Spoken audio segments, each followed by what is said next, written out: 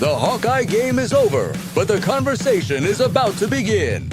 It's time for the Black and Gold Rush with Travis and Ross.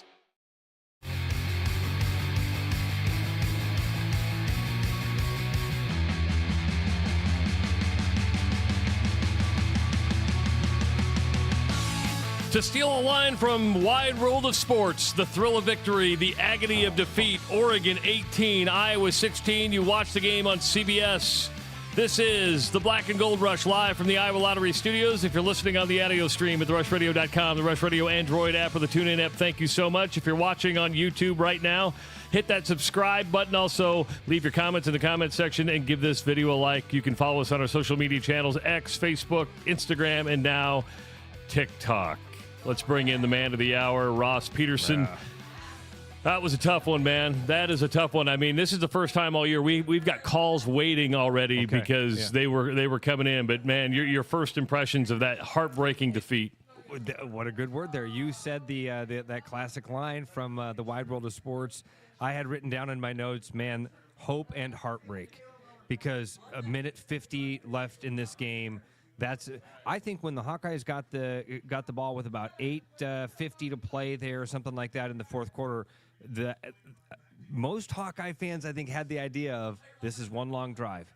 Kirk's idea here is to have one long drive. I mean, hell, the first play of that drive was the Gronowski run when they were inside their own 15-yard line. I think, and got a couple of great plays in that drive.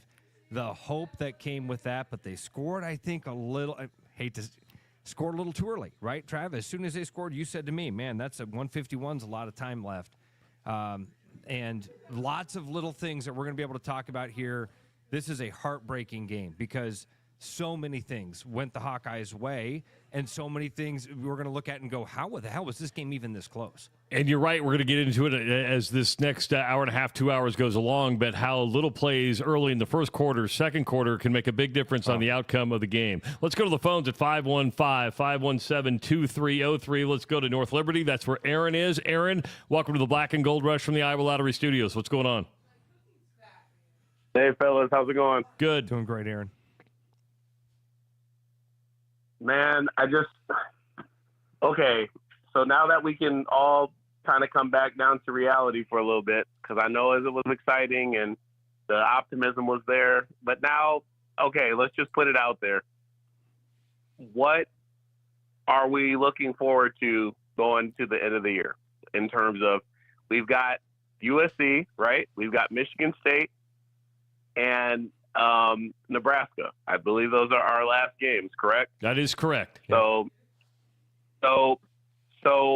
realistically, it was a great game, but great doesn't mean a win, and it doesn't mean anything that we wanted to happen, because the only people that controlled what was out there is the coaches and the players and everything. So now that this is settled, and now this is where we're at, what Aaron, are we really looking forward to? You might not like the answer, but are you talking about like postseason? We're talking about, now you play for which bowl game you're going to get to go to. That's it. It's basketball season. Yeah, I agree. I agree, and that's the point I'm trying.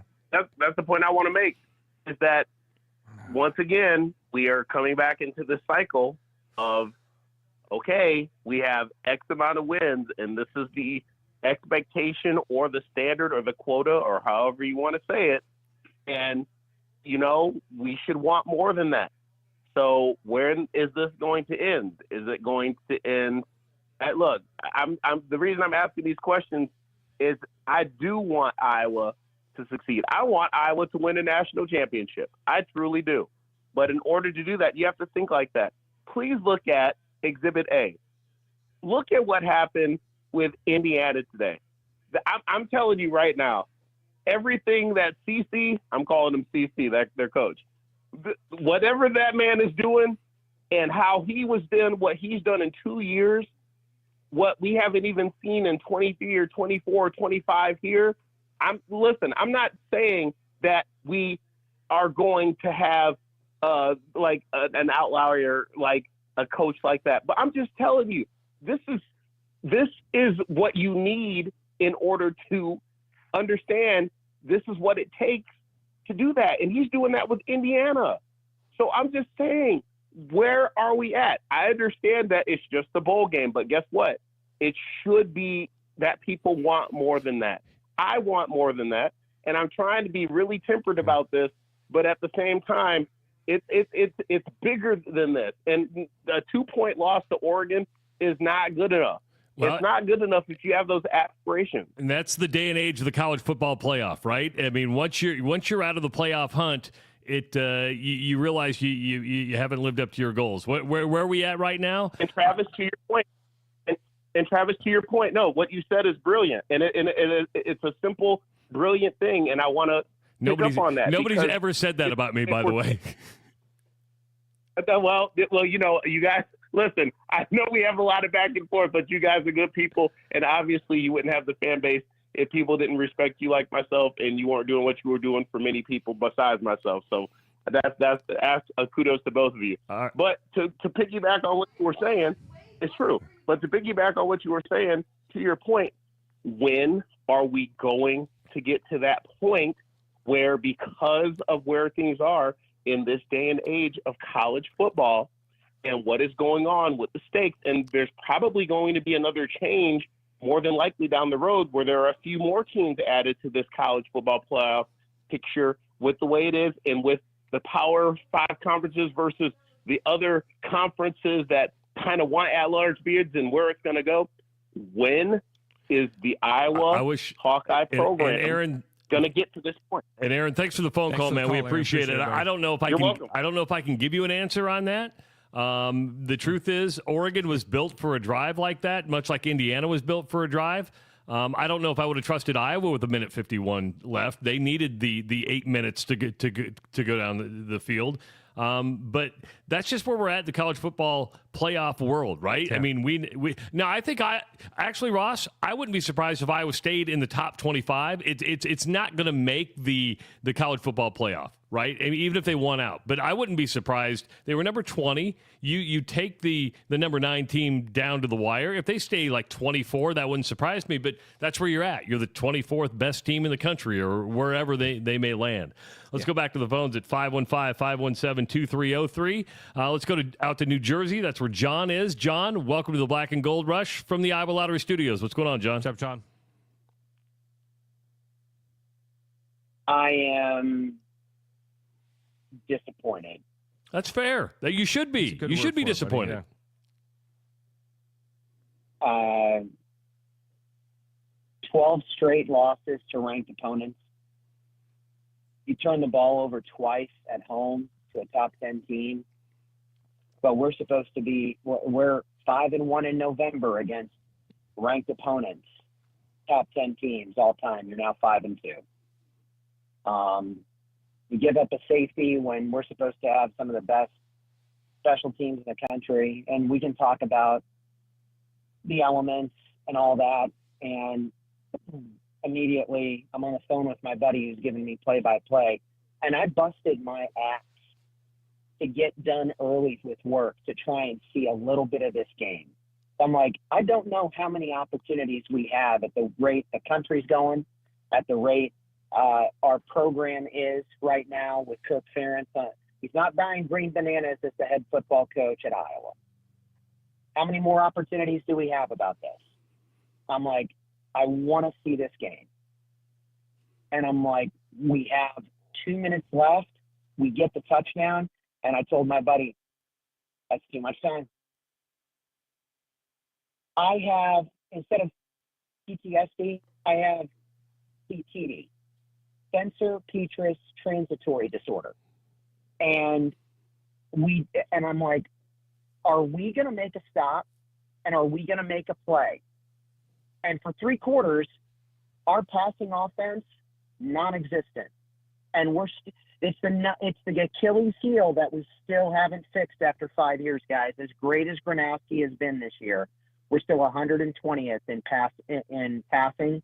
And I'm like, man, there were 2 or 3 drives in the first half where we're getting 4 or 5 yards a carry. And then once we drop back to pass, we'd we do a screen or we take a sack, and then John, I could make the argument with you though. The passing game is the reason they scored both their touchdowns. I mean, the passing game, and I know what you're saying. I'm not saying Iowa has a great passing game. And Ross, I don't know how you feel about this, but Gronowski I'm in such a better mood than the first two callers we've talked to. And I know I said before we went on the air, I said to Travis, man, I screwed something up earlier in the week. I said there were going to be no such things as moral victories.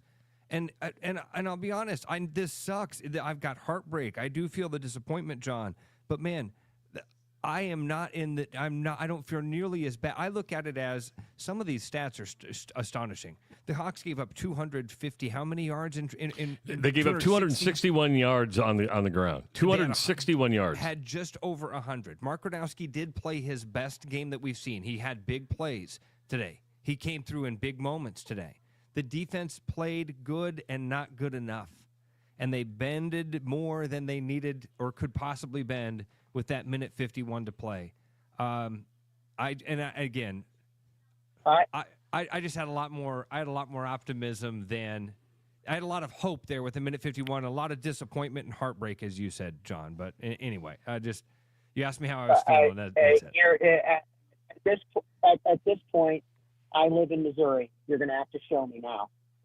And I do not have faith that when it comes to top 10 teams that we can pull it out. You're going to have to show me. And right now, with that caller, what are we as fans? And I'm sure, Tyler will come on and say, well, the players are playing for pride. They're playing for a bowl game. That's great. And it's true. And it's true. It's not, playoff, don't dismiss it. Don't dismiss it, though, John, because that's also true, right?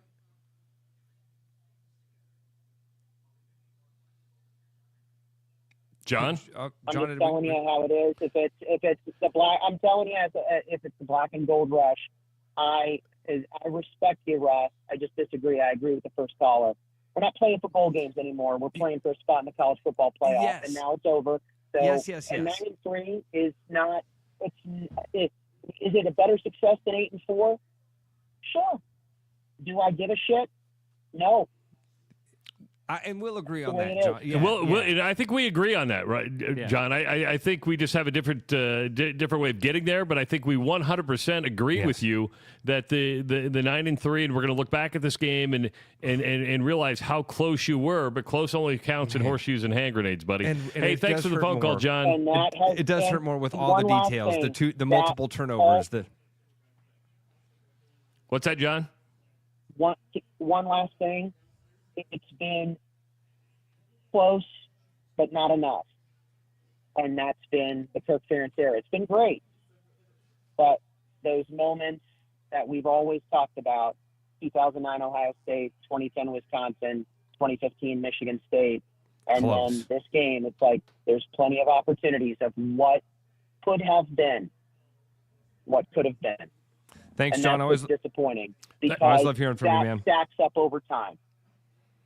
Have a good one, guys. Thanks, John. Appreciate Talk it. Next week. Let's start on that last drive where they scored a touchdown, and it was a brilliant play by Gronowski where he got into the end zone. That 2-point conversion is going to haunt you, and it was the right call. I mean, you can sit there and be mad at the replay and everything. It was the right call, much like in the Indiana game where the kid had his tiptoes in bounds. That was the right call. They were out of bounds but it's not that play, Ross. It's not the fourth down play. It's the third down play that really, really bothers. Yeah, what was that? And Gary Danielson even said it.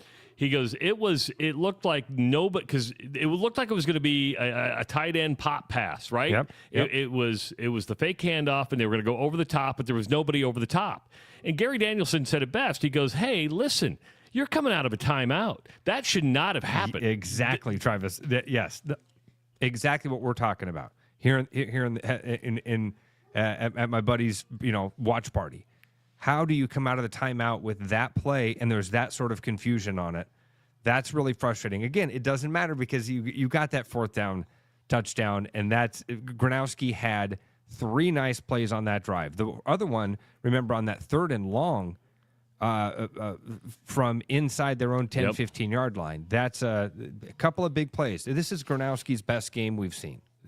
Made all the plays we've been hoping for right? We've seen that throughout the year. He has been a really good quarterback this year.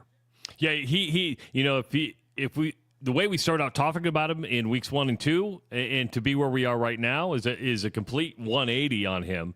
But that was kind of a confusing play. They got the touchdown, 2-point conversion. It was the right call, obviously. But God, I mean, we're talking inches. We're talking inches, and when you have half your foot on the white, half the foot on the green, it's going to be out of bounds every single time. Let's go back to the beginning of the game and the muffed. It started with, on the first punt, Ross, it was a bad snap. It was a really bad snap. He ended up getting it off. It looked like it was partially blocked. It wasn't, but he had to kind of go around the defender. Very next punt, it goes over his head, and then he has to kick it out of bounds for a safety. And that was I do want to talk to Tyler Kluver about that, because as a long snapper, you have one job. You have one job, and I know the elements. The ball is slick, but man, you had your mess up on the very first punt. That second punt, you would think, man. You'd think after that first mistake, you're going to be dialed in for the second one. I'm sure the ball's wet. I know it was cold. It seemed like they dealt with weather. Well, it didn't seem like they dealt with weather a lot more early on in the game than they did in the second half. We were kind of hoping that snow that was coming through Central Iowa was going to show up in Kinnick Stadium and really turn the tide there in the second half with the weather. Didn't the exact opposite seemed to happen. So, Travis, that second snap over the top, lucky he was able to actually get contact with it and get it out of the back of the end zone, because that's one of those moments also when you realize how close this game was and you start to put things like that and Weegen's fumble. The fact that Moore stumbled. Remember that third and short, Oregon's driving. Moore goes a step back. He trips over his own lineman. They end up with a field goal on that. They showed that replay. That's the right call. They're scoring on that play potentially. Good throw by Moore. They're scoring there. You add these things up, and it's even more shocking that the Hawkeyes were as close as they were, that we had hope with this game, just like Indiana. The Hawkeyes were there with under 2 minutes to play, had the lead, and things turned the other way. Walk out with an L. The uncharacteristic. I mean, we've always said this, and Kirk Ferentz talks about it a lot, and it's true for every football game. You got to hold on to the football. And you had Oregon with 0 turnovers today, Iowa with 2 turnovers. The Weegen one.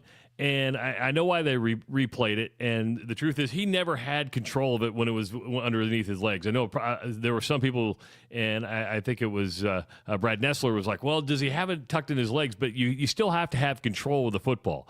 That came at a crucial time, too, because Iowa had just was that following the interception they had? They did have did they have an interception? No, one interception. So there's no fumbles. They had the one. They came right after the interception, and Iowa was driving. They had really good field position, and that's when Weegen fumbled the football. So that was a missed opportunity. You look at what Oregon was able to do offensively, which was 373 yards, ran all over the place. This is the one that hurts the most. That 261 yards against Iowa that's a big number. And yeah, huge. We always talk about, man, if you can control the ground game, which Oregon did more than Iowa today, you're probably going to win the football game. And they turned the ball over less. They had the 1 interception, 0 fumbles. Iowa had the 2 fumbles. That was just a backbreaker. Tough, man. Again, you pile these things up and it compounds that disappointment and that heartbreak. And the moral victory thing. I hate moral victories. I told you early in the week, there's no moral victories because, again, to Aaron's point, we're playing for one thing, and it's the college football playoff. That's it. Bowl games are the absolute consolation prize now. And there was a chance, even winning this game. I mean, Travis, that's what's going through my head. That's the hope thing that I had. When the Hawkeyes score, and even when the 2-point conversion isn't good, I'm running that hope thing through my head. The conversation you and I'd had on the morning rush, or on the rush about if they win this game, there's still a potential that they'd get politicked out of the college football playoff. They wouldn't by chance. The chips just wouldn't fall their way. But man, that was still a potential with 151 to play in this game. And then it reminds me of the loss to Iowa State that happens with a last-second field goal. What was that, a 92-yard field goal we decided, something like that, 92 yards? Yeah. kicked I think it from the parking lot. It might have been 110 yards now. He was right on the end line of the back of the end zone. And then the Indiana game, that was very similar to this, where you have that lead late in the game. And I know, close only counts in horseshoes and hand grenades. I know it sucks to be close. I'm just going to ask you this because we're both I think we're conflicted. Okay. Are we holding back? I'm just asking you that. Are we holding back because it was such a good game to watch? Because we were excited? Are we holding? Do we really feel like Aaron? Do we really feel like John? Are we holding back because of the emotion of the game? It could be. I don't know. I mean, I don't think I'm holding back. Travis, they're right. We have said over and over for years, our expectations are we want the Hawkeyes to win a national championship. We want the Hawkeyes to be in the conversation for the college football playoff every year. The fact is, we had a moment here where we were in that conversation. And with 1:51 to play, you had that conversation in your head. Is that satisfactory? No. If you can't be happy that you got that feeling today, the thing that you're wanting, you are a Hawkeye fan because you want to have this feeling that possibly we'll be in the college football playoff. Because we're not going to win the national title this year. We should have known that when you lost Iowa State. Should have known that when we lost Indiana. Had a moment today where it's okay to be happy. It's okay to go, man, we are close. We are close. Not there. Didn't win. Not going to make it to the college football playoff. Now we are playing for the freaking bowl game thing. Eric says it, man. It's addictive. This feeling that we're chasing. It is. It is so. That's why sports are fun, right? And I was entertained today. I am heartbroken tonight, but this is what it is addictive. It's very, very addictive. Yeah. Ryan says this, and I'm trying to figure out what he's saying. He says, I don't think they got the overturned 2-point conversion call right, especially given they had to overturn the call on the field. What's he mean by that? You can review the 2-point play. I don't know. He was out of bounds. His foot was clearly out of bounds when he caught the ball. So I don't know. Trav, let's take a break real quick and let some phone calls to pile up, okay? Okay, 515-517-2303 is the number to call. Again, 515-517-2303. We want to hear from you. How are you feeling? If you're on the drive home, we want to hear from you. If you are sitting in the parking lot at Kinnick Stadium, we want to hear from you. Again, 515-517-2303. It is the Black and Gold Rush, live from the Iowa Lottery Studios. Bad gift giving. It happens to the best of us. Thanks, I think. But what if I told you there's a better way? Toss the silly socks and ditch the mediocre mugs, because the Iowa Lottery's gift that keeps on winning is here to save the holidays. Give your loved ones holiday scratch tickets with a chance to win instantly or unwrap your share of $1 million. Say no, no, no to boring presents with the Iowa Lottery this holiday season. Woohoo! Enter and see rules at ialottery.com/VIP. My name's Gary Presnell, and I'm a residential home mortgage banker for Northwest Bank in Des Moines Metro Market. I've been financing people's homes for over 25 years, and I'm an expert in financing VA loans, FHA loans, IFA loans, and new construction homes. This is my cat Norm. Norm knows football, but he doesn't know mortgage, and that's where I come in. There are a lot of Tom, Dick, and Norms out there doing loans. So don't just trust anyone with your home loan. I'm your local, trusted, experienced expert. Call Gary at 515-975-6767 or find his profile at nw.bank. Member FDIC, Equal Housing Lender. You like listening to Travis and Ross talk about the Hawkeyes, so tune in when they talk about everything else. Listen to The Rush with Travis and Ross every day on therushradio.com, YouTube, the TuneIn app, and wherever you get your sports content.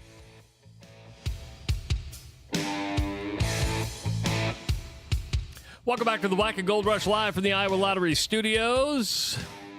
Good to have you here on a Saturday night. Iowa, ranked number 20 in the country, falls to number 9. Oregon, 18-16, your final score. A field goal with 3 seconds to go in the game clinches the game for the Ducks. Their first trip to Iowa City since 1989. 515-517-2303. Let's go back to the phones. Who's this calling in tonight? Who is this? Hello? Hello, Matt. Hey, Matt, what's going on, man? Hello. Hey, man. I didn't think they were going to put me on so quickly. Hey, I just want to say I've been following you all a long time. Great show. And number one, I would just say, bro, listen, we're in November. We're talking about Iowa in the playoffs. So overall, I thought, man, it was a great game. As much as I wanted us to win, there's so many opportunities. But you know what? For us, just to be like you all said, just to be in the situation where we're have a conversation about us in that playoff situation. And we lost it sucks that we don't get to continue it, Matt. It was a great game. Yeah, super disappointment and lots of heartbreak that we don't get to continue. But, man, for a moment tonight, that was fun. That was really, really fun. Bro, I'm telling you, we're this far in the year, and we're talking about Iowa nationally. We had a national exposure this year, and we didn't come through. Listen, and it hurts, bro. I hate it. I live in Louisiana, and I hate it. But listen, I mean, it was a great run, and we still have we have 3 games to finish off. And Iowa, the way they play the game, the way Kirk Ferentz gets them going, we're going to finish off strong. He always does. And I know we're going to California next week, and that would not shock me one bit if we won next week. It just wouldn't, or finish off. I expect him to win next week. I want him to win next week. Listen, I've doubted Kirk Ferentz so many times, and I followed him my entire life. I'm 53 years old. Listen, guys, I don't know how much time I have. I've followed y'all for your entire time on radio. My kids grew up to y'all, and I love listening to y'all in every aspect. Thanks, really do. Matt. Appreciate that, man. I've doubted Kirk so many. No, I'm telling you. I'm a professional radio listener. I'm a traveler and salesman. I've done it for 20 years, and you two are as good as it is in the nation. Wow. I've listened to all of them. And you two are. My kids grew up listening to you. I don't know when y'all went on in Morning Rush. God, you're making me feel really good now, man. I thought you were going to say old.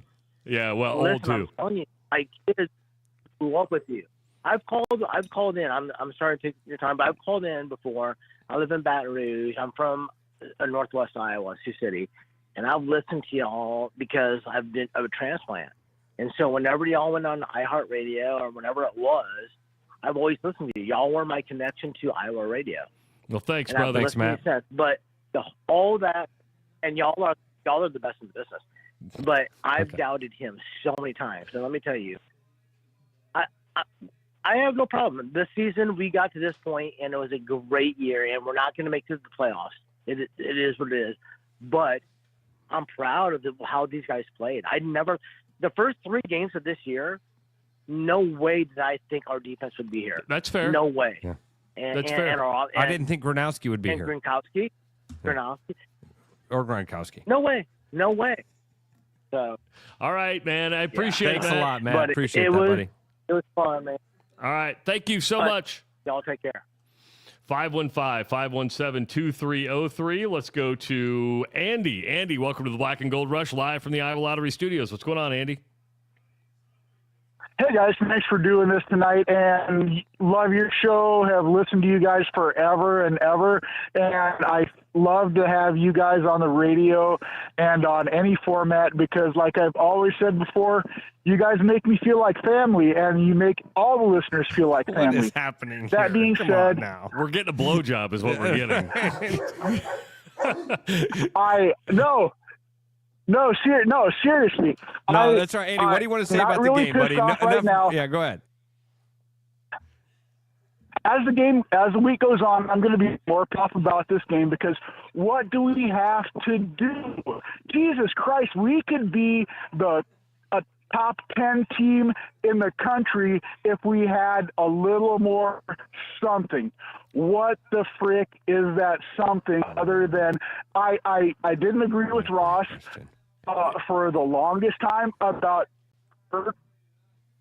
taking us to the next level. I figured if we could run the table and at least be in the conversation at the very end of the season, I now see what you mean. But it's going to be a gamble.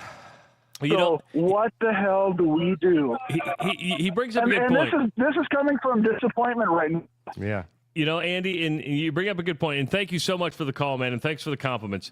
He brings up a good thing. Ross, when's it going to be our turn? When is it going to be our turn? And I know, spiritually, religiously, you shouldn't ask for that. But, we should ask for enough. We should just ask for enough. You know right. what? It's not enough, right? I mean, this was an opportunity. You got a top 10 ranked team. Go back to 2015. You get to the Big Ten championship game. You give up that long drive to Michigan State. You have early in the 2000s. When is it going to be our turn, right? I mean, I think that's where the disappointment comes from. Yeah, losing, that's where the heartbreak. Losing is one thing. I can handle losing, but being heartbroken because you're so close, and you've been so close so many times, only to come out on the losing end, you ask the question, when's it our turn? I've done it by the rules. I've played right. I've done everything we're supposed to do. It's Ray Kinsella at the end of Field of Dreams. I've never asked what's in it for me, so I guess I'm asking, what's in it for me? What's in it for me? What do we have to do is the question that Andy asks. What do we have to do, Travis, what do we have to do so it finally is our turn? We all wanted to have a quarterback that can make plays. We all wanted to have a quarterback that was mobile and agile because the defense is good enough to do it. Well, and the defense is good enough. Is the offense good enough? I shouldn't say the defense is good enough. The defense gave up 260 rushing yards tonight. Yeah, offense wasn't good enough. Defense wasn't good enough. Special teams weren't good enough tonight. But Travis, all of that being said, turnovers. Nobody played their best. Offense is not fantastic. Defense did not play fantastic. 2 points away from beating Oregon. And what is the conversation if that field goal is 8 feet left, man? That field goal is 8 feet left. Our conversation is it's our time. It's our time. It's our time. Knowing that we have to go to USC next week, knowing there's no guarantees, but you just and I could have handled even losing at USC next week because that's not going to be an easy game. I'm not. I want them to win. I expect them to win. I expect Iowa to win every game they play. But if they would have won this week and lost next week, I would have. You know what? You played at a top 20 team. You played at a team that only has one loss in the Big Ten. It's going to be very much. But beating a top 10 team at home, still being in the conversation, but then you get disappointed, and it's just one of those things. Ross, you're brilliant. I'm going to use you as a brilliant to pull out the Ray Kinsella thing. What's in it? What's in it for me? What's it? And I think as a fan base, I think that's what Aaron was saying. I think that was what John was saying is, what's in it for me? Yeah. I've invested time, hours, money. Years. Heart. Years of this stuff. Yes. This isn't new to any of us. This isn't, we have sat through all of it. Every one of those guys. Aaron, I don't know how old Aaron is. I'm guessing Aaron sounded like he was mid-30s at least. He might be a little bit younger than that. John, I think, is in that late 30s to early 40s. Matt's 53. All of us have been through all of it. We remember the high water mark of Hayden Fry and how that ended. We remember the entire relationship we've had with Kirk Ferentz. So, so then that's the other question Andy asked. Can Kirk take it to the next level? That thing that we're saying, that thing that we want the nice things. How come they can't happen for us? I mean, even go back to the Hayden Fry era, getting to the Rose Bowl. We couldn't win a Rose Bowl. Ronnie Harmon would fumble. You would just go. I mean, it was always just disappointment at the biggest times. You brought back some memories. Exactly. That's how long I've been living it. I don't think I was allowed to. Ronnie Harmon was in a video game, and I don't think my brother and I were allowed to use him. 515-517-2303. Is this Jay? Jay, welcome to the Black and Gold Rush live from the Iowa Lottery Studios. What's going on? Yeah, guys, since it's my birthday, I figured I'd call in. Happy birthday, Jay. You didn't get what you wanted, though, did you, Jay? I didn't get what I wanted, but here's the thing. I remember sitting in Kinnick in 98 in Ferentz's first year and how bad the cupboard was when Fry left and Kirk took over. And my caution to all Iowa fans out there is, I understand. Yes, we want to compete for a national championship. We want to go to the next level. But if we reach and try to go for the next level and miss, we're right there with Nebraska, with Bill Callahan, Scott Frost, all of those guys, completely irrelevant, having to find another coach trying to rebuild again. Jay, well, let me ask you, if I said I guarantee you'll never make the college football playoff with Kirk Ferentz, but you'll always have a moment like this. Every year we'll have a November moment where you'll think you might have a chance, but you're never going to make it. Would you sign up for that? I'll take a puncher's chance anytime No. That because that's the you're handing him a crystal ball. You're handing him a crystal ball, essentially, right? And you've got to choose between these two things. One is a new coach who might get you to something great, but might do something awful for a while. And the other one is that Kirk Ferentz will be here and he'll always miss the college football playoff. I'd probably still stick with Ferentz. And that's fair. Because I don't want the negative side of the coin to become irrelevant completely. I don't want to be a laughing stock. Which is a possibility in that chance. scenario. Yeah. Yep.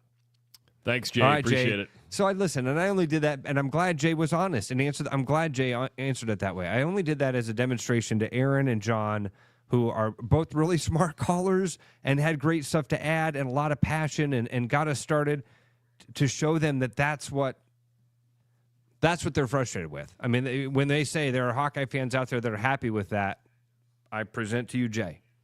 Happy birthday, Jay. Happy birthday, buddy. I'm going to ask you this. You know, when I said, what's in it for us? Don't you think there's a part of us that really wants this for Kirk Ferentz? Meaning, yes. Yeah, thank you. Yeah, yes, there's a part of us that want to say, Kirk Ferentz did it. He did it. He's earned it. He's done it for so long. Because if he doesn't do it, you'll always go, man, it was a hell of a run, 27, 28, 29 years, whatever it ends up to be. But he just never got you to the finish line.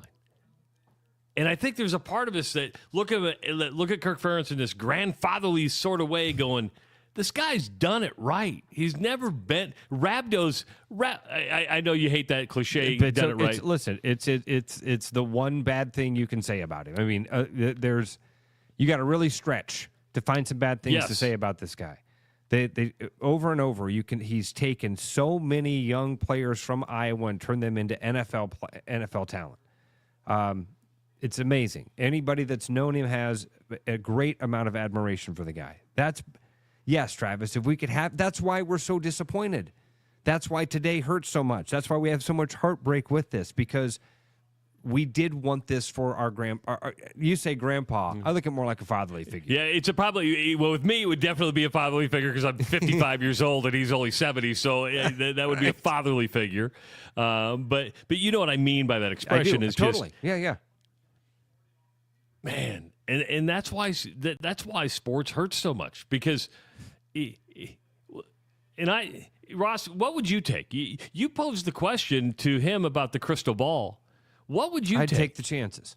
So would I. Travis, I'd take the chances because I want to know I want to know what else is out there. I want to know if the Hawkeyes can do this. Like, I love it when people say, like I saw somebody earlier, and the comments are flying by, and we love that, by the way, but I can't attribute to who it was now or scroll back, but it was basically like, national championship? Are you guys serious? It was when Aaron and John were saying, man, this is what we want. We see this mountaintop, and we're doing this thing for a reason, and sometime in my lifetime, I'd like to be able to reach the top of that. And let me counter that by saying, yes, there's nothing wrong with saying that. Do you think 4 years ago Indiana was saying national championship? No. You know what Indiana's saying right now? National championship, baby. Yeah. And they're going to be saying that for as long as Kurt Cignetti's there. And whoever takes Kurt Cignetti's spot, they're going to be saying the same thing because it's like a drug. And it is a drug. And is it possible that you try to make this move and you end up with a Luke Fickell situation and you are scrambling for wins in the Big Ten in November? and things suck for a couple years, yeah. Again, we all sat through that thing when Fry left. I don't think that's going to happen. I think the Hawkeyes have the resources. I think the Hawkeyes are an appealing enough job, and I think that when Kirk Ferentz hands this thing off, it's going to be in good shape for them to be able to give it to somebody who can do something great with it, at least maintain it. I'm with you, Ross. I'm going to take the crystal ball and I'm going to take the chances. I'm not saying we are by no means saying fire Kirk Ferentz. No. What we're saying is we know that within the next probably 3 to 4 years, it's going to come to an end, right? And at the end of the day, you want to take the chances because if you're telling me you're never going to make the college football playoff, then why play the damn game? I mean, yeah. What are we doing here? Then what are we doing here? Because the bowl games are irrelevant. They are totally irrelevant right now. They are a participation trophy. That's all bowl games are. And when the playoff goes to 16 teams or 24 teams or whatever it is, you have more opportunities. And if we expect Iowa to be a top 20 team, top 15 team, there's no reason not to be in there. You're right with resources, but we want that feeling. 515-517-2303. Let's go to I-80. That's where John is. John, welcome to the Black and Gold Rush from the Iowa Lottery Studios. What's going on? Oh, not a lot. Just heading back to Des Moines. My wife's driving home. Good. And a lot of fun today, John? Yeah, probably. What's that? A lot of fun today at Kinnick? Yeah, the crowd was great, and then going into the game, I just wanted it to be a good game, loud crowd into the fourth quarter, and the result made me feel different. And I'm 38. I've been going to games since I was 17. My wife's got us season tickets the last 3 years, and this was the biggest kick as my daughter would call it, 4-year-old daughter, kicking the jibs. Yeah, jibs. I like the word jibs. I like the word jibs, man. Yeah, the jibbies. And we've been sitting here waiting for our offense to do something for 5 or 6 years, and they finally came through, and it was like the biggest rush and 90-yard drive. I don't know exactly what it was, close to that. And minute 51 left, and you just felt like you might have had it secured, and the defense for once just didn't get it done. And I don't know. I don't let football games get to me too much, but this one's getting to me a lot. And tomorrow I'll be all right. Be out in the yard with my daughter doing yard work, I'm sure. But it was tough for me. You know what? That's good. It was nice to see. It was nice to see the crowd. Do their thing. And I think it got to Ross. I think it got to me. I think it got to everybody in Ross's tailgate that he's at right now, right? I mean, you're so close. Everybody felt that way. Everybody felt that disappointment, that heartbreak, that the kick in the jibs. Yeah, and that's the best way to put it. It's been close, a lot of years, and I don't want to be some Debbie Downer here, but those 10-2 seasons we've had recently, we've beat a lot of teams. I know it's on your schedule, but beat a lot of teams that didn't have much of a pulse, and you go in and play a team that has a pulse, and they just run it down, just cram it down your throat. And today just felt like we had a chance to beat a sound team, a tough team, and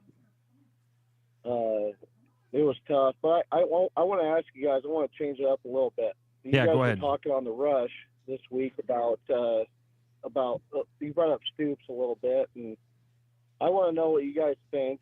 Just a little change here. If Stoops would have got the job, I don't wish he did. I love Kirk Ferentz, but do you think if Stoops would have got the job, I think he would have had the same success or type of career Kirk Ferentz has at Iowa? I don't know that he would have brought national championships to Iowa. And if Kirk went to Oklahoma, do you guys think that Kirk would have won national championships or contended for him there? I think it would have been the same type of career for both of them if they would have switched spots. That's a tough game to play in your head because the truth is we'll never know. I mean, and I Never know. Trust me, that's rattled around in my head. And I think about 10 years ago, I said you have to get it out of your head because you'll never know. Right? And now, do I think the Big Ten would have been a tougher league than the Big 12? Yes, but guess what? He still had to go win other games when he won his national title. But it was different then. It was the BCS. Right. And would have Bob Stoops been successful in the playoff era? No, nobody knows that. I mean, he had the BCS that he had to win, and that's a totally different criteria than what we're playing with right now. But trust me, that's a question I've asked myself many times. I'm sure Ross has too. But hey, tell your wife hello. Thanks for calling, John, and thanks for listening, buddy. All right, thank you guys. 515 kick in the jibs. The Jibbies. 515-517-2303. Let's go to, he didn't leave his name. Who's this? Matt. Hey, Matt. What's up, man? Hey, so I'm 29 years old, and so Kirk Ferentz has pretty much been the only the head coach that I've had. Yeah. So my thought is how long do you think Kirk Ferentz is going to coach for? I'd say 3 more years. That would be my guess. Okay, so then if we get rid of him after 2 to 3 years, what's the chances that Iowa is better after that long term? Hold on, let me correct you there. Let me correct you there. They're never going to get rid of Kirk Ferentz. Okay, he's going to have to leave when Kirk wants to leave. Okay, so when he leaves. Yeah. So, how long are we going to get a new head coach that is going to change the direction of the football team? Matt, could be 1 year.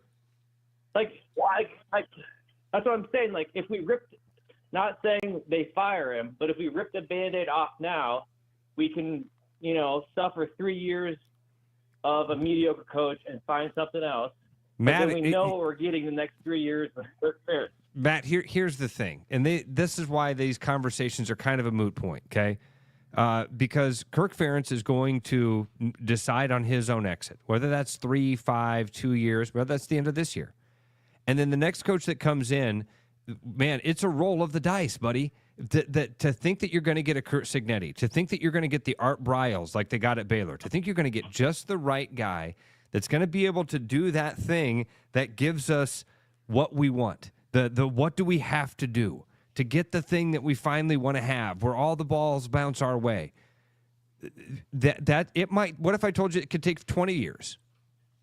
What if I said it could take 20 years for the Hawkeyes to get back to where they are right now? It could. I don't think it will. You want to just rip the Band-Aid off now? No. First of all, it's not even an option. No. Not even an option. I mean, come on. We can't have a conversation about firing Kirk Ferentz when he lost a game by 2 points in this fashion to a top 10 team. No, I'm not saying firing. I'm just saying if he left after this year. If he left after this year, this then and I could see that happening. I could, Matt. That very well could happen. And by the way, Matt, I want you to understand. It's funny that you say it.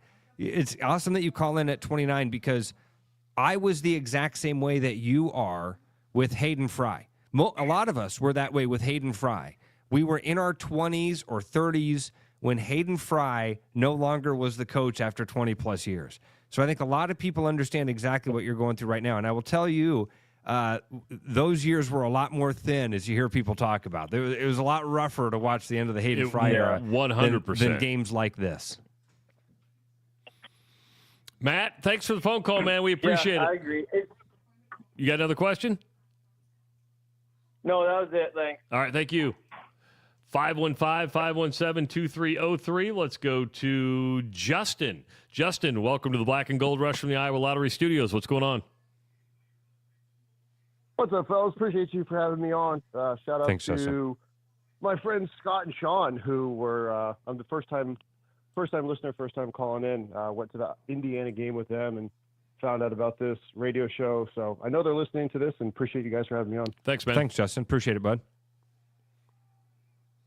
So the one thing that I want to talk about to kind of skew the perspective for any Hawk fans to listen out there is something that could be kind of a quote-unquote quick fix is some of the non-conference games where you get forced to be quote-unquote up against a different opponent rather than an Albany, because when you're in this heightened environment and just learning how to compete when the lights are bright and going and scheduling some different non-conference games, I think that could be something that can continue to just sharpen that sword for the players.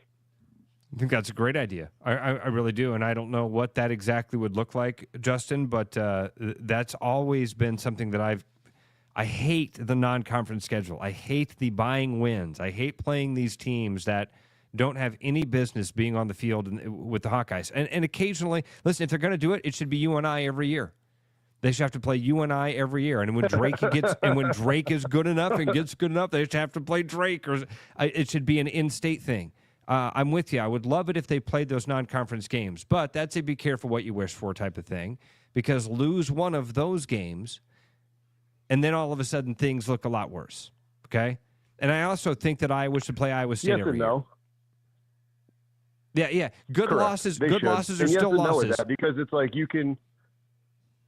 Yeah, but you can still learn how. Like, and when you think like, oh, let's just use hypotheticals. Like, oh, you go play. You play a Notre Dame. You play a Florida. Like whatever. You play something, but now you learn how to get up in those environments. And then if you go to a Penn State Happy Valley when they're back to who they are, Ohio State, like it's not as big of a deal, quote unquote, because you've played in those environments and you've given it to the players, and you know what I mean? Love it. Yeah, you're absolutely right, Justin. There's no. I want to give you no pushback on that. I would love it if the Hawkeyes could schedule home and aways with big SEC teams and get one of those big games going early in the year. And completely agree with you. And by the way, if you're going to be a playoff team, you're going to have to beat teams like that anyway.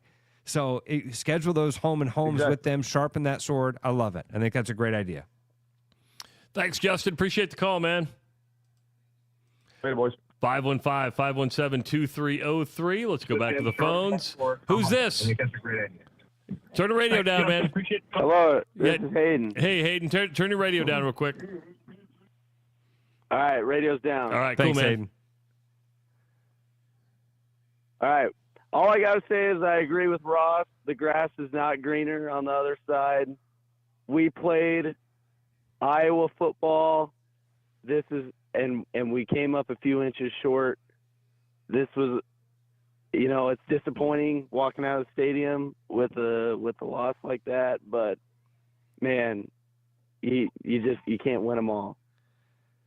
Yeah. I'm 21 years old. I've lived in the Kirk Ferentz era the whole time that I've been alive, and the grass is not greener. I don't feel confident that we would make the right hire, even if Kirk Ferentz was gone. It's going to be tough, Hayden. There's not a lot of coach. There's one coach every year that wins the national title. That's true. I mean, there are just not a lot of coaches out there that you can grab that you can guarantee are going to be the right guy to take you over this little. I mean, man, we're so close. The loss to Iowa State, the loss to Indiana, this loss today. Every one of them so fucking close. Ross, let me ask you this. How many active coaches right now have won a national title? That's a really good question. 5? 3. No way. Kirby Smart, Dabo Sweeney, and Kirk Ryan May. Signetti is an anomaly. He's hitting the lottery. He's hitting the lottery. And Elon Musk money, I'm sorry, Mark Cuban money.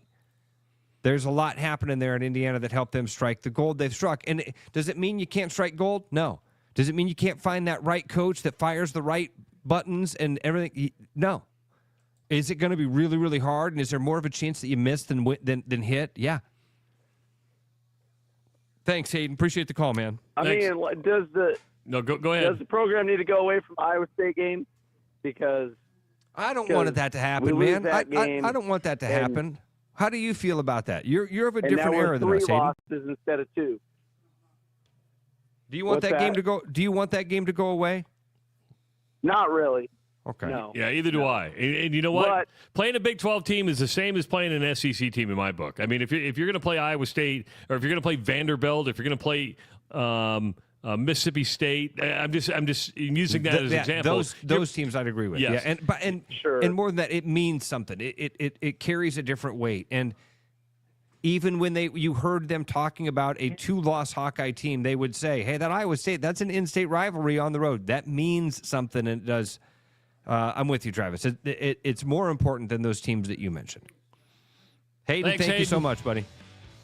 515. Yeah. 515-517-2303. Monty in Harlan, stay there. We're going to get to your phone call when we come back. Good to have you along. We got an hour in the books. Got about another hour to go. It is the Black and Gold Rush live from the Iowa Lottery Studios. Are you thinking about buying a home this year? Start by getting pre-approved with Gary Presnall at Northwest Bank in Des Moines to see how much you can qualify for and what loan programs meet your needs. Gary can get you pre-approved in 30 minutes or less with a pre-approval letter to you. Gary offers first-time homebuyers programs, VA loans along with FHA, IFA, and conventional loans. Call Gary at 515-975-6767 or find his profile at nw.bank. Member FDIC, Equal Housing Lender. Bad gift giving. It happens to the best of us. Thanks, I think. But what if I told you there's a better way? Toss the silly socks and ditch the mediocre mugs, because the Iowa Lottery's gift that keeps on winning is here to save the holidays. Give your loved ones holiday scratch tickets with a chance to win instantly or unwrap your share of $1 million. Say no, no, no to boring presents with the Iowa Lottery this holiday season. Woohoo! Enter and see rules at ialottery.com/VIP. You like listening to Travis and Ross talk about the Hawkeyes, so tune in when they talk about everything else. Listen to The Rush with Travis and Ross every day on therushradio.com, YouTube, the TuneIn app, and wherever you get your sports content.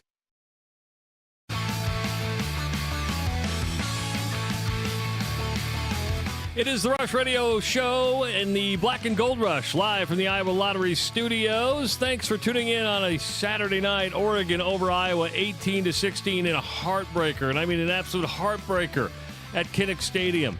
A field goal with 3 seconds to go gives the Ducks the win. Iowa was so close, had that 12-play, 93-yard, 6-minute and 45-second drive that put them up 16-15.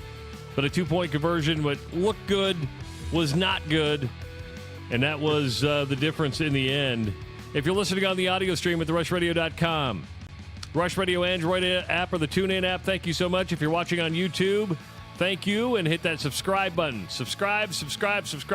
Give the video a like, start leaving your comments in the comment section, and of course, follow us on our social media channels, which now include TikTok. I do want to get this in.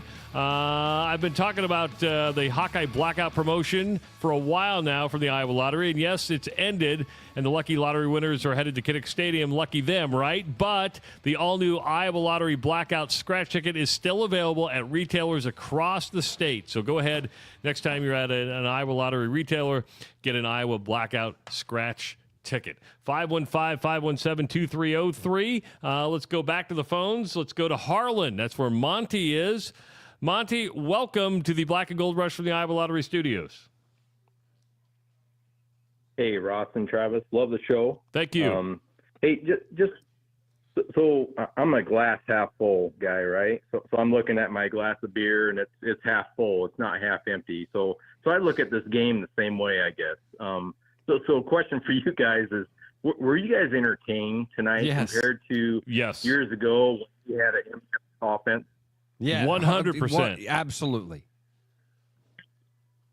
Yeah, so I was too. In fact, my son went to the game. In fact, Ross, do you remember when I called a couple weeks ago? You and Tyler were on the show, and he was an ag engineer at Iowa State. Yeah, I do remember that, Monty. That kick. He actually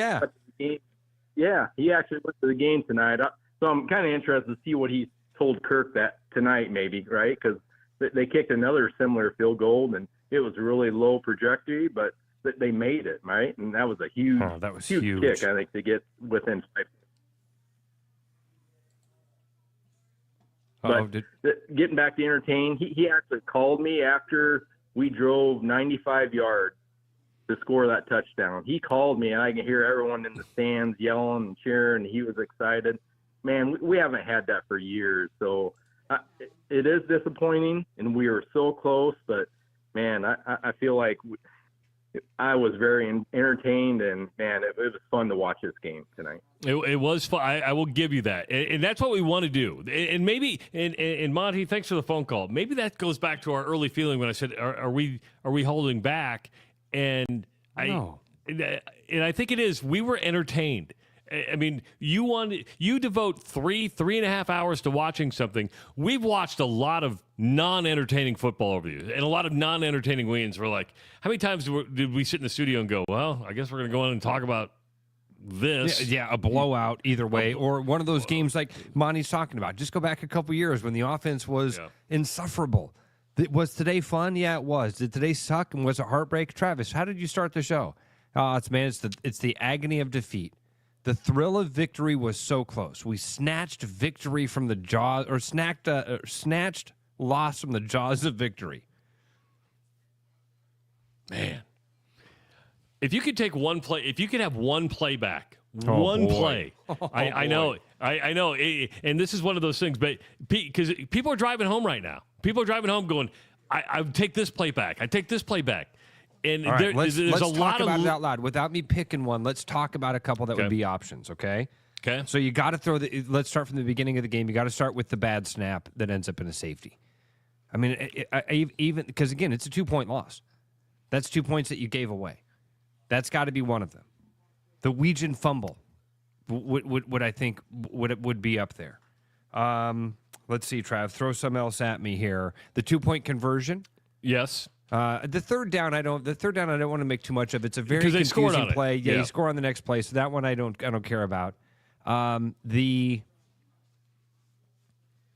else would there be, Trav? There's got to be a couple others that I missed in there. I don't think any that were as big as those two, though. I look at those two plays. Or you gave three, and let's be honest, he caught the 2-point conversion. He was just out of bounds.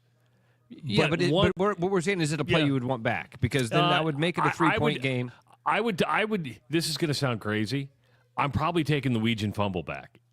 Okay. I really, because they were in field goal range. I mean, Drew Stevens kicked a 125-yard field goal tonight. It was absolutely astonishing how far he kicked it. It was actually 58.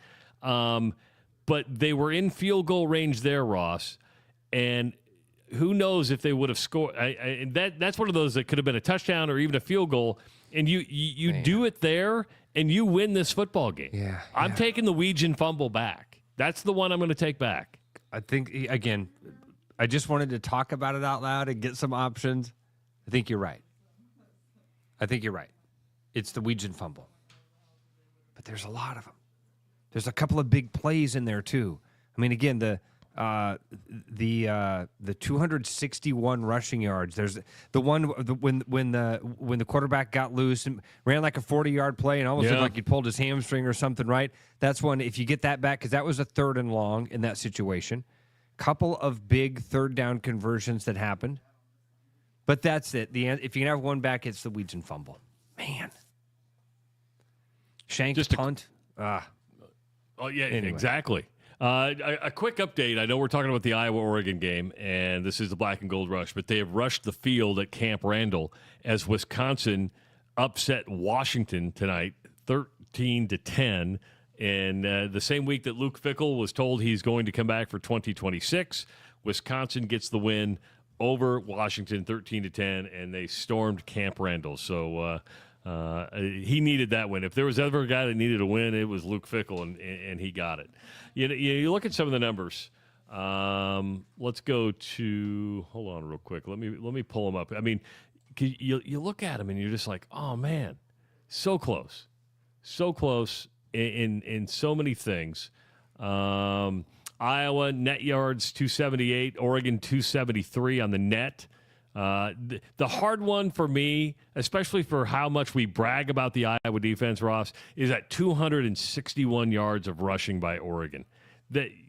No team is going to win too many games if they give up 261 yards on the ground. Iowa with 140, and I think another thing, Ross, the 261 is one thing. They did it on 36 attempts. That's 7.3 yards per carry. Yeah, they were very efficient. And a couple of big ones that that helped that out a lot. Travis, third down efficiency. The defense held Oregon to a 3 for 10 on third down efficiency. Feels like there was more than that. Feels like they had some big third down conversions. Hawkeyes, and they did. On 3rd and 8, you're right. There weren't that many, but there were big ones that where were like happened. That were yes, those are those plays that kept those drives going. Okay, that kept giving you hope. You're like, oh. Yeah. Even CBS was like, "Oh, Iowa doesn't want to be at 3rd and 8," and we all know it, right? 3rd and 2, manageable. 3rd and 8, we're not used to seeing it.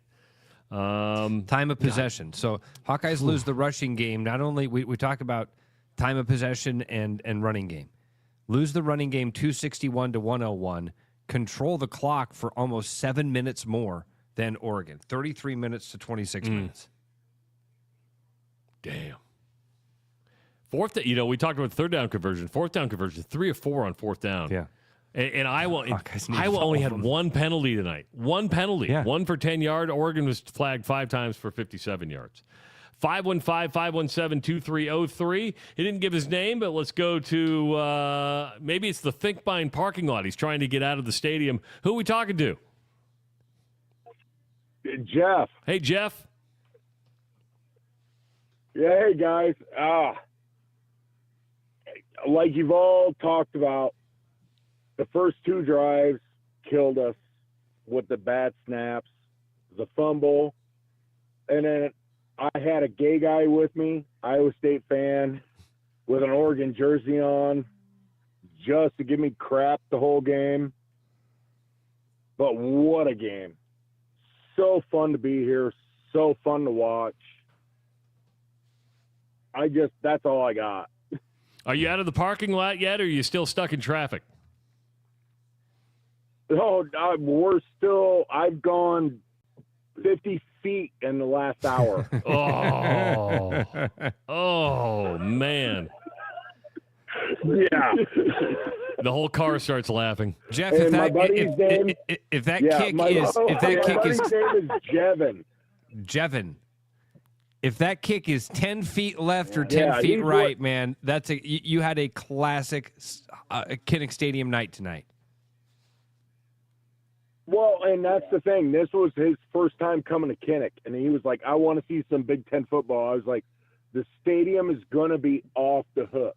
Yeah. And the fans caused, I will put it, the fans caused that interception in the end zone.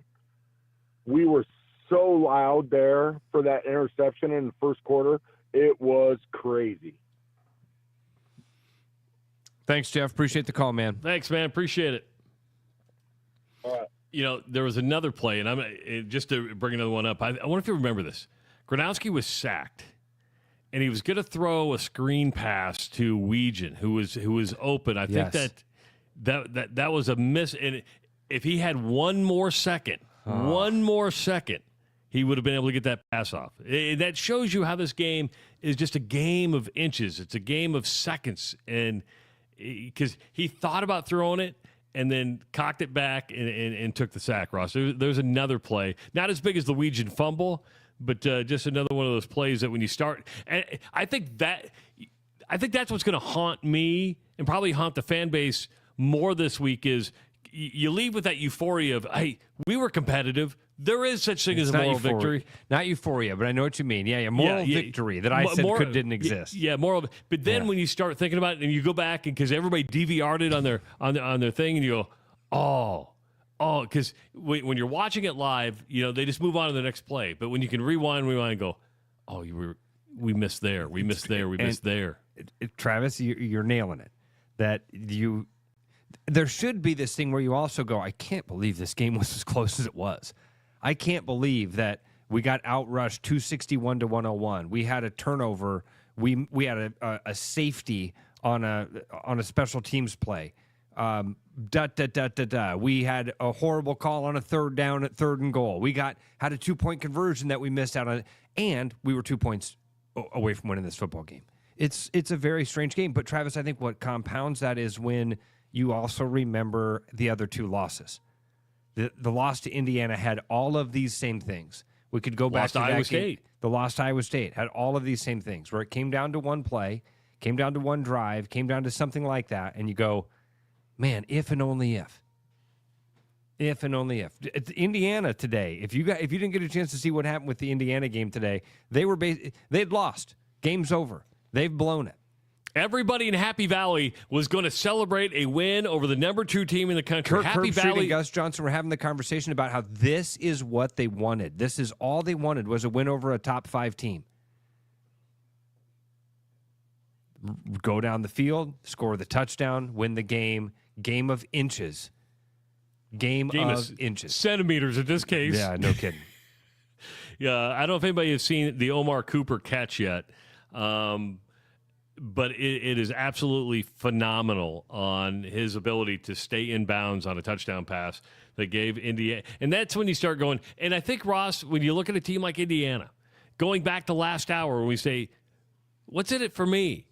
How come Indiana gets to have the nice thing? How come Indiana, exactly. Yep. Why do they get nice things? We'll see how nice it is. So the phone lines are open if you're stuck in the Finkbine parking lot, if you're on I-80, if you're sitting at home. 515-517-2303 is the number to call. Spent a lot of hours in that Finkbine parking lot. A lot of hours doing it, staring at taillights, the same thing that Jeff's doing right now. So Iowa drops to 6-3 on the season.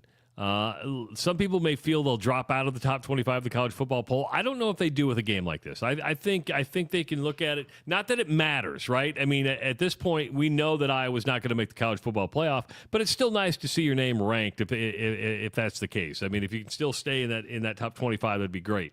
But Ross, you do got to move on. I know Kirk Ferentz has the 24-hour rule, but what do you expect for the rest of the season? There's 3 games left. They're at USC next week. They're home against Michigan State. Then they go to Nebraska. I think I would be okay and accept 2-1 from here on out because that's all we have left. I mean, you can't look 8-4 back on the season. 8. I think. Which game? I think they lose to USC. If there's going to be a loss there, I want it to be to USC. I don't want them to lose at home to Michigan State. I don't want them to lose in Nebraska because then I got to hear about it, probably more than other people. But I could see the USC game because they don't play well out west. If they go 3-0, I'm ecstatic. Just say, hey, that was a great way to finish after a heartbreaking loss. But 2-1 is the only acceptable answer to me. What is it to you? Yeah, 3-0, but 2-1. I'd be. A loss to USC isn't going to break. It's going to suck. I don't want the Hawkeyes to ever lose ever. So I want them to go 3-0, and I want them to be. And I think that they can. I think that, I'll get around to the top 25 thing in the college football playoff ranking. But I think that when you look at who the Hawkeyes have lost to and how they've lost, they are a top 25 team. Now, the crappy part about this is Hawkeye fans. First of all, it doesn't matter. It doesn't matter. We're not making the college football playoff, so it doesn't matter if they're 20th, 25th, or not ranked in the college football playoff poll. But there aren't many 3-loss teams. There was one 3-loss team in the top 25 in the college football playoff poll this week, and it was Tennessee, I believe. Yep. And their losses are to very good teams. I don't remember who it is, and I'd have to look, but I think it was Oklahoma, Alabama, and Georgia. Maybe. Yeah. So and that's okay. It doesn't matter if they're not ranked. To Aaron's point, the very first caller we had today, what are they playing for? A bowl game. We're playing to see which bowl game they're going to be in, and when Tyler comes on with us, I'm sure he's going to tell us this exact same thing. The thing that John didn't want to hear, they're playing for pride. You've still got a group of kids in that locker room that some of them are playing for an NFL contract, for a draft position. Some of them are going to play their last games ever. Yep, and that matters. And this is so they're coming down to those final 3 games. And by the way, why are you a Hawk fan? Not because of that. It's because of it, not because of the national championship runs. Yep, it's because you love it. Love you're the going to be colors. here next Saturday, right? Going to be here next Saturday and cheering on the Hawks, no matter what happens against USC. 515-517-2303. Let's go to Dan. Dan, welcome to the Black and Gold Rush from the Iowa Lottery Studios. What's going on, Dan? Hey guys, how are you doing this evening? Good, doing good, buddy. Tough loss, but I think we have to give Oregon credit because Iowa pretty much every game seems to win the special teams game, and tonight Did not. I don't think Weegan had one punt return, one kick return. I said right after that, to safety, I said this is going to come back to beat us. We're going to lose by 2. Wow. And sure enough, it did. I mean, Oregon came and won the game. It's frustrating, like you guys said. We're so close. It just was too much time on the clock there. And I was surprised Oregon was still throwing there late in the game. I thought they would just set up the field goal automatically and just kick the field goal. But they were trying there. But they just wanted it a little bit more. And, that costly turnover by Weegan there at the 12-yard line, whatever it was, or 8-yard line, I think it was, because it came right after we got the one tippy-toe catch out of bounds there, and then which was the personal foul, which gave us another 15 yards on top of that. That tippy-toe catch on the edge of that's amazing. That's another play we didn't talk about. That's like doing the splits in the air, and it was almost an Omar Cooper catch, right? I mean, it was right on the line, but Cooper caught a touchdown for Indiana. But that was a huge play, no doubt about it. Yeah. You mentioned the special teams, and then Dan, just real quick, you mentioned special teams. You're right. There was not one punt return for Iowa tonight. Not one punt return, and you had 2 kick returns. Weegan, which was the first kickoff return of the night, which opened the game, he ran that back 21 yards. The next one was from Weiskopf, and that was for 11 yards. And that would have been the last one, I believe, of the game. And when was the last time that happened this year that we really never got a chance to return any kick? Oh, I don't remember that. Yeah. That's a great question. When was the last time a coach didn't give one of our dynamic returners a chance at all? That's a good question. Yeah. I also think on that 2-point conversion, we should have just did the draw again to Gronowski, but unfortunately we didn't. And, they just had a terrible camera angle there. It did look like he was out of bounds, but they also paused it for a second. It looked like he maybe had his toe down, but it is what it is. I mean, that 2 points came back to haunt us. We couldn't stop the run. What was it, 260 yards rushing? 261. I mean, and I know everyone wants, all these fans want it to be like Indiana, but Indiana, you're not going to see that very often, where a coach comes in and turns it around. I mean, look at Nebraska. They've tried. You've looked at Wisconsin. And speaking of Wisconsin, did you guys see they won tonight upset Washington? They rushed the field down at Camp Randall. Yes. So good for them. So that kind of makes that win now against, Iowa there, a little bit better. But did you guys see the stat today on the Big Ten where Iowa is for most consecutive winning seasons? What are they? Are they like 3rd or 4th nationally? They're second behind Ohio State in the Big Ten. Wow. Oh, just Big Ten. Okay. 12 straight winning seasons. 12 straight winning seasons behind Ohio State, which you can't compete with Ohio State. Okay. I mean, they're going to get the 5-star athletes. They got the bigger budget. I mean, what we need is what Indiana has. They have the Dallas Mavericks owner forking up money like crazy now. And if we could get someone like that, I think you're going to get some 5-stars. Ashton Kutcher's our guy. Kutcher's our guy, Dan. We got to start leaning on. And Tom Arnold, if we could get some of that sweet Roseanne cash, then we can start winning some football games. Well, Ross, do you have connection with that? I have a friend who was Tom Arnold's college roommate. Yeah. I have a friend that was Tom Arnold's college roommate. Well, that is what we need in the NIL era, because we can't compete with the big boys. We can, what Ferentz does, what on the field, I know, like I said, everyone wants to take that next step. We were in contention until that last second field goal. But you know what? We can still get 10 wins. I mean, there's no use. I mean, that's going to be a tough one on the West Coast, but, USC gives up points too. With the bowl game, you get 10 wins. Yeah. Took me a beat. Did you see my brain? Did you see my brain take that beat? Yeah. Yes. Saw it. Yes. Saw it. Thanks, Dan. Appreciate the call. Dan. Yeah, I don't think they're going to take 9-3 teams. Yep. Thanks, guys. Have a good night. Thanks, bye. 515-517-2303. Let's go back to the phones. Who's this? Hello? Hey, this is Shane from Arizona. Hey, Shane. What's going on? Hey, I just heard, we're looking for big donors. Ross, I think that you're the guy. Lives in a gated community, man. Nope, I'm actually the wrong guy. Shade, funny you should say that. I'm actually the wrong guy. Oh my goodness, I was all excited because we had a bunch of Iowa fans down here in Arizona, watching the game, and we're thinking about you. I appreciate that. That's very nice of you, but no, I ain't that fella. I'm one of those that praise for my just enough that I have. Well, thank you guys for doing this every week. It's great. Oh, well, thank you. We enjoy doing it, and we'll keep doing it as long as you guys keep listening. Thanks, Shay. 515-517-2303. Let's go to, it says Asa. Is that what it is, Asa?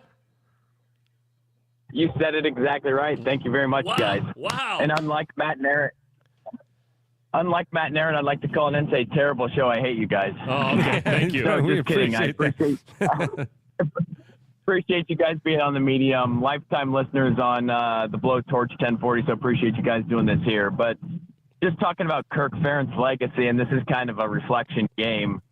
I feel like at this point, everybody's waiting to build the statue of Kirk Ferentz, and we haven't found that in the past couple of years. So my question was, between now and 10 years ago, they honored the 2015 team tonight, but what's missing in these close games? Why we're 0-12? And I like being in the conversation. 0-12 in the last Kirk Ferentz games against ranked teams. But my question is why we're not winning these close games like we did 10 years ago, even 16 years ago in 2009. Like, is it the NIL money? Is it Kirk Ferentz losing touch with college football? What's going on, and why we can't win these close games anymore? And appreciate the show, guys. Thanks, Asa. Appreciate it. It's a good question. It's funny. It's not funny. But when I think about it, watching that Indiana game, watching Oregon, when I said, hey, a minute 51 is a lot of time, I don't know if Iowa needs to have the ball last if they're going to win the close game, Ross. Because there are just teams who are built to go up the field fast and can work with Iowa does not work with a sense of urgency. But there are Travis, teams. But those games that Ace is talking about that they won, the defense was on the field and did make a play. And I think that's one of the differences. This defense, as good as it is, it doesn't make that big play. When you need the turnover,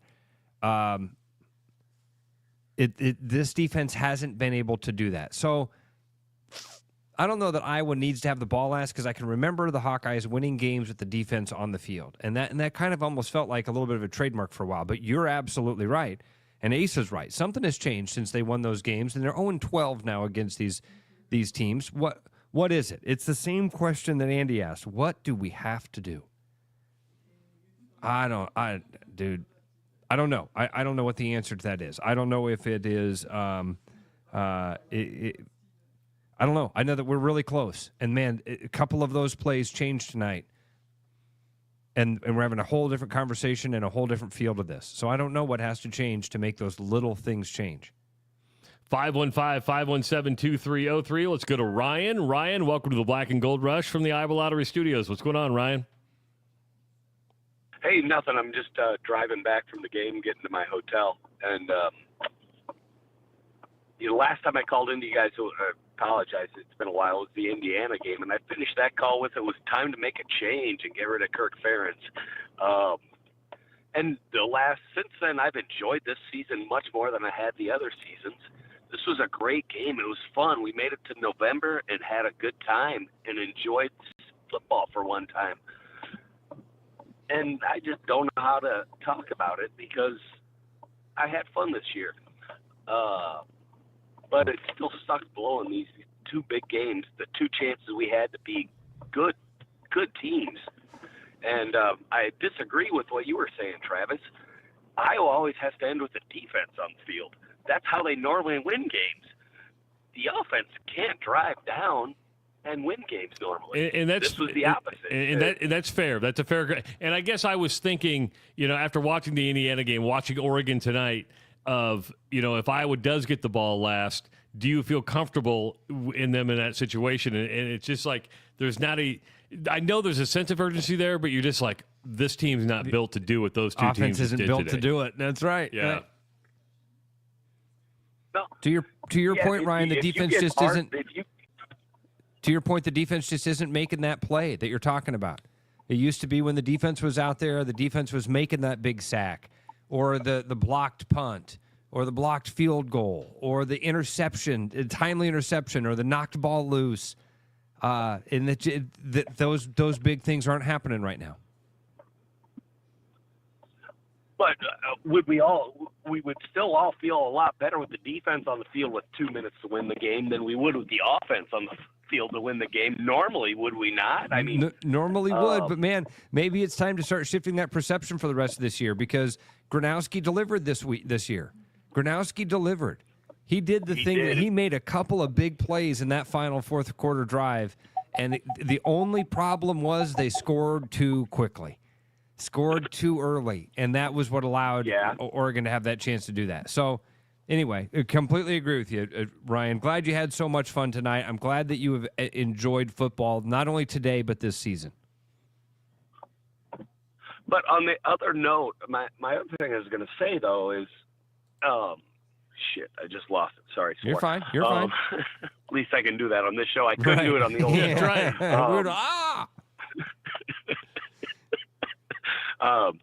But I mean, I still think I if they would have got that 2-point conversion, I wouldn't worry about it at all. The defense holding up, but they didn't get that 2-point conversion. And trust me, I would still rather have the defense on the field to win the game than I would the offense. That's fair. That's fair. I can admit 2 minutes. I can admit that I was wrong, and you're right. I mean, I'll give you that. I was thinking offensively and getting into a 2-minute drill like Oregon. Like if the roles would have been reversed tonight, I would not have felt good about Iowa with the minute 51 going down to kick a field goal to win. I wouldn't have. Now, can they do it? Sure, but you feel a lot different when a team like Oregon's doing it. And I won't beat you up, Trav, because I think you also saw that the defense didn't do it. Yes. And so you say, well, change it. And didn't do it against Iowa State either. Right. Would have been better if it were been different. I'll throw in a little bit of positivity here again too. This is a better team than we're used to doing this against, as far as I'm concerned. Oregon, the Indiana, we didn't quite pull it off against. These are good teams compared to what we normally do this against. Great. That's fair. I'll give you that. Yeah. Thanks, All right, Ryan. Appreciate Thanks, it, bud. man. Appreciate it. 515-517-2303.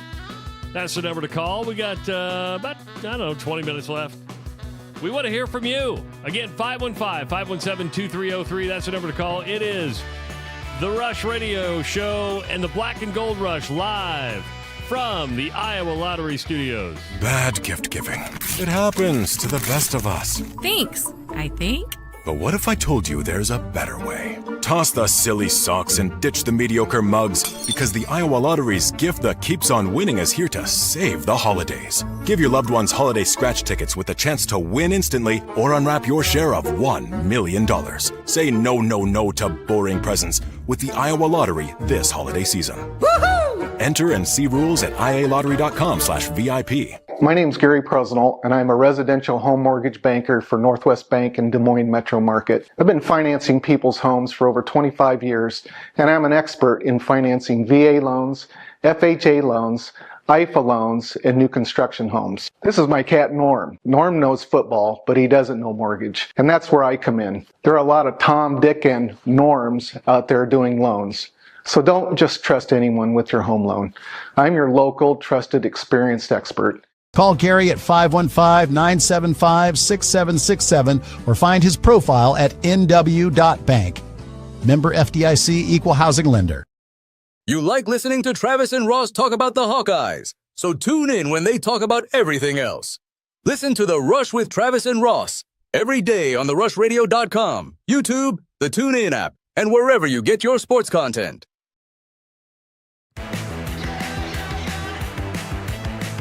Welcome back to the Black and Gold Rush live from the Iowa Lottery Studios. Thanks for spending your Saturday evening with us.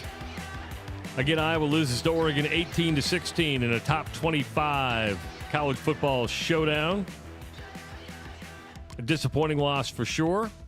Iowa drops to 6-3 on the season. Oregon still with just one loss on the year and still very much in the hunt for a college football playoff spot. But they got a tough road to go as well. Indiana sitting on top now, Ross, 10-0. They were at Penn State today. And we swore they were going to lose. I mean, and then they get the ball back, and a lot of people saying it was interesting to follow like the social media channels, right? Because they're like, "Oh, Mendoza just lost the Heisman," and within like 30 seconds, the dude wins the Heisman again, right? It's like nobody else can win the Heisman. Yes, I got it. That game was wrapping up as I was driving up here to the watch party. So I had I was listening to it through my Hulu. And then my messages were dinging, and I get a message that said, Indiana quarterback looks scared. He looks lost, is what it said. The next text I got was, Gus Johnson just had an orgasm. Okay, have you heard the call? Oh, dude, I got to be honest with you. I this is going to be an unpopular opinion. The Gus Johnson bit is I'm over it. You're preaching to the choir on this one. I said a long time ago. The guy in basketball, he basically yells the name of the guy that has the ball. It's all that's kind of, and so I'm not a huge Gus Johnson fan either, and the screaming and yelling and the but when Indiana, if you haven't seen it, it is Kirk Herbstreit says it's the best catch he's seen all year. It's fantastic. But when the call is just him going berserk like that, not for me. Yeah, it was. I'm kind of with you. I mean, it was an exciting game. I mean, that was great because I went from the Indiana game to the Iowa game, which was two entertaining games and a lot of fun to watch. But Indiana doesn't play. This is the year I want Ohio State and I want Indiana to play. They're not going to. And unless they get to the Big Ten championship, which is very, very possible. I was going to say they're playing each other. Yeah, they're playing. And that'd be an interesting one to watch. Ohio State kicked the crap out of Purdue today, which was really no surprise. As the Iowa game was going on, Iowa State finally broke that losing streak. They went down to TCU. And if there was ever a team that needed a win, it was Iowa State. They needed it in the worst way. Got the 20-17 win over TCU. That's a step in the right direction. I mean, their season. We didn't even talk about the Cyclones all week on our weekday show, just because it's like, what are we going to talk about? We had the Iowa-Oregon game, which had something on the line, which had all sorts of implications. Yes, Iowa State. They needed this win for the mental safety of the fan base. And they got it, and it was hard fought, by the way, Trav, because that was another one that, watching that game, we had the TV up right next to it. My eyes were so glued to the Iowa game, I probably saw 5 plays. 5 plays. Yeah, I had the little 4 split, with the YouTube TV, and I tried to pay attention to it, but I'm kind of following the same book as you do. I'm like, this Iowa game is just too much fun to watch, and there's too many. And the truth is, we've talked about a lot of those close plays. That's what kept you going, and that's the entertainment factor too. It wasn't a boring game, but even those crucial plays and when they happen, keep you just so glued to what's going on. And so, yeah, but Iowa State got a win. We do want to say congratulations to Todd Stepsis and the Northern Iowa Panthers. They snapped a 6-game losing streak today, Ross. They beat Murray State 31-14. So, and a lot of you who are listening to the show right now may not listen to us during the week, and that's fine. We think you should, but it's fine. But we do encourage you to listen every Thursday, because if you haven't been introduced to Todd Stepsis yet, he's just a great interview. And we rarely talk about football with Coach Stepsis. It's more about life. And if there's ever a coach you get to know on a personal basis, or you think you know the coach, that's one of those interviews, Ross, don't you think? And it happened like on week 1. You're like, oh, this guy does interviews differently. Yeah, we've enjoyed our time with Coach Stepsis. We enjoy chatting with Coach Woodley from Drake as well. But yeah, Coach Stepsis joins us every Thursday morning. And I think why you brought this up, Travis, in the face of all those losses, kind of like what Iowa State, man, you've got to have something to turn it around. And congratulations to Coach. It'll be a lot of fun to catch up with him on Thursday. A lot of pressure on this one, because Murray State was one of the teams that they had to beat, had to win this football game. So nice. And don't know if they were feeling that pressure here in year 1 already, but one that for Panther fans, a big win today. Drake got beat at home today. Got beat by St. Thomas. Their first loss in the Pioneer Football League. Not out of it, though. They can still make the FCS playoffs, but the elements were bad. And I know our social media manager, Justin Miller, was at the game, and he froze his tail off and sent us a text about how you can hear all the assistant coaches in the press box there yelling great. everything. That's great. Yeah, it's like everything. So as we look at this Iowa team, do you worry about a letdown? I mean, there was a lot of maybe from a fan perspective. I don't know how much emotional energy is spent. I'm sure quite a bit. Do you worry about a letdown for USC? I'm confused by what you mean by from a fan perspective. Well, I mean, all I'm saying is the fans were emotionally invested. So but I don't know how much. I know the players are having a major emotional letdown, but how fast can they? That 24-hour rule? Yeah, dude. The other part of it is you're traveling to the West Coast and you're playing against USC next week. So if they lose, it's going to be easy to blame it on a letdown or something like that. I don't know. I don't think that that's what happens here. I don't think that you get there's no such thing as a fan letdown. I can promise you that. Yeah. Fans are going to be glued next week into this game, just like they were for this one. And I love the Hawkeyes' chances. Travis, when the Minnesota game got over, this outside of that of a few plays and the game ending with the Hawkeyes winning, this was what I anticipated tonight. I thought to myself that this team, this Hawkeye team, is getting better each week. Gronowski's getting better each week. The defense had played better each week, and I think tonight they just played a fantastic offense. But I knew that they could come out and play with Oregon with the way they played Minnesota. And I know that this team that just lost to Oregon this way can go and beat USC at USC, can beat Michigan State, and then can beat Nebraska. So if they lose next week, I think I'll chalk it up to traveling west always sucks. Just remember, when you're playing USC, you got to keep your eye out for guys that wear double number, like that wear multiple numbers. Heard about this. Credit Lincoln Riley. I mean, and he said, "Hey, we've been doing this for 3 weeks." Right, so they'd switched the numbers for 3 weeks, waiting for that right moment to do it. And if you didn't see it, the punter wears number 80. They put the backup or third string quarterback in number 80, and then put him out there to punt, and then he throws a pass. It's a smart move. There's nothing illegal about it. It's cheeky.